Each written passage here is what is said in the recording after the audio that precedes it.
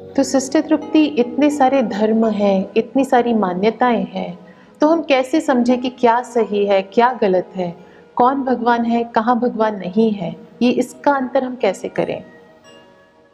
तो हमने जैसे देखा इला कि इतनी सारी मान्यताएं हैं और हमें यह जानना है कि हम भगवान के असली रूप को कैसे जानें। तो अब हम इन मान्यताओं की बात नहीं करेंगे, बिलीव्स की बात नहीं करेंगे। अब हम आपसे बात करेंगे कसौटी की, माना तराजू की, बैलेंस की। हमें क्या करना है?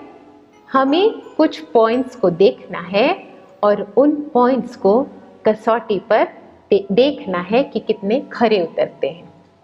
और ये जो पॉइंट्स हैं उनको तराजू पर तोल कर ही हमें पता चलेगा कि भगवान है क्या। तो अब हम जिन पॉइंट्स के बारे में बात कर रहे हैं उसमें सबसे पहला पॉइंट है, भगवान जो भी होगा, ईश्वर जो भी होगा, वो सभी धर्मों को मान्य होगा। हिंदुओं का भगवान अलग, मुसलमानों का अलग, क्रिश्चियंस का अलग, यह हो नहीं सकता। भगवान सभी धर्म वालों के लिए एक ही होगा और सभी धर्म के लोग एक ही भगवान को मानेंगे। ईश्वर वह है जो सर्वोच्च है, उससे ऊपर कोई और न हो। माना ईश्वर के माता पिता नहीं हो सकते, ईश्वर के गुरु टीचर नहीं हो सकते, क्योंकि वह सबका टीचर है, वह सबका गुरु है। वह ईश्वर या भगवान वही सभी का माता भी है, पिता भी है। उसका न कोई माता है, न पिता है, न गुरु है, न शिक्षक है जिसने उसे पालना दी है। और इसी प्रकार हम यह भी देखते हैं, ईश्वर सर्वोपरि है। तो तीसरा पॉइंट है, ईश्वर सर्वोपरि है, माना वो सभी चक्रों से भिन्न है, किसी भी चक्र में आता नहीं है। चाहे वह जीवन मरण का चक्र हो, सुख दुख का चक्र हो, जन्म लेने का चक्र हो, वह इन चक्रों में आता नहीं है। और हम सब आत्माएं, क्या होता है, हमारे जीवन में सुख भी है तो दुख भी है, हम जन्म भी लेते हैं और मृत्यु भी होती है। तो इस प्रकार से हमारे यह जो चक्र हैं उसमें भगवान नहीं आता, वह उनसे परे होता है। चौथा पॉइंट है, ईश्वर या भगवान वह सर्वज्ञ है, ऑल नॉलेजफुल है, उसे आदि मध्य अंत का ज्ञान है।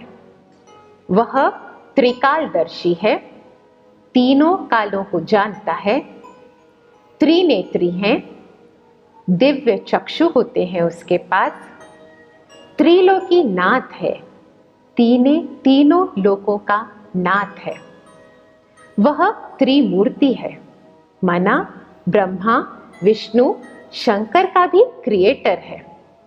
वह गॉड है, माना जेनरेटर है, G for generator, O for operator, D for destroyer.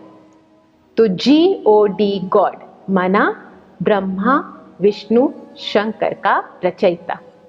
तो जी जेनरेटर, अकेला गॉड नहीं है, ओ ऑपरेटर, अकेला गॉड नहीं है, डी डिस्ट्रॉयर, अकेला गॉड नहीं है।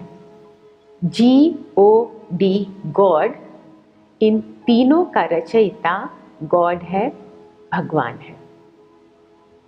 और पांचवा पॉइंट है, भगवान सर्व गुणों का सागर है, सर्वशक्तिमान है।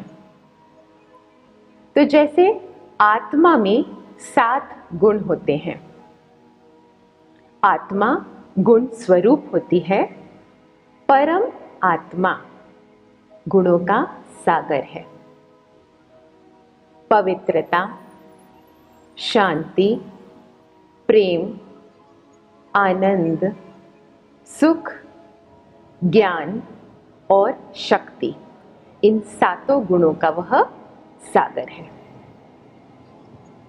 परमात्मा की महिमा में कहते भी हैं, अगर धरती को कागज बनाया जाए, सभी पेड़ों को कलम बनाया जाए और सागर की स्याही बनाई जाए और माता सरस्वती अगर परमात्मा के गुण लिखे, तब भी इसकी महिमा हो नहीं सकती। परमात्मा की महिमा अपरंपार है। सिस्टर तृप्ति, इसका यह अर्थ हुआ कि गॉड वो है जो सर्वधर्म मान्य है, जो सर्वोच्च है, सर्वोपरि है, सर्वज्ञ है और सर्वशक्तिमान है, जो जनरेटर, ऑपरेटर, डिस्ट्रॉयर भी है।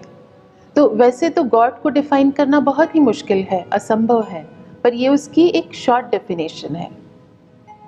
बिल्कुल।